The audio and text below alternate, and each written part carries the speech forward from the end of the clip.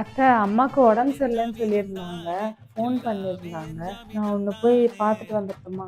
நீ இப்போ போயிட்டேன்னா இங்கே யாரும்மா வேலையெல்லாம் பார்க்கறது? அதான் உங்க அண்ணன் இருக்கான்ல, அவன் பார்த்துப்பான். நீ போ. சரி.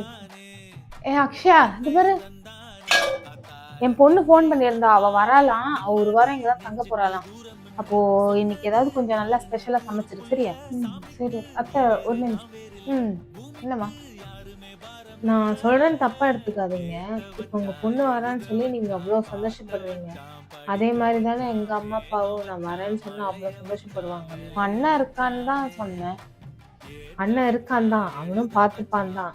ஆனா எல்லா அம்மாக்குமே பொண்ணு கூட வந்து இருந்து பாக்குற மாதிரி வராது. உங்க வீட்லயே எடுத்துக்கோங்க, அவர் இருக்காரு, அவர் உங்களை நல்லா தான் பார்த்துக்காரு. இருந்தாலும் உங்க பொண்ணு வரான்னு சொல்லி உங்க முகத்துல எவ்வளவு சந்தோஷம். அதே மாதிரி தானே எங்க அப்பா அம்மாக்கும் இருக்கும்.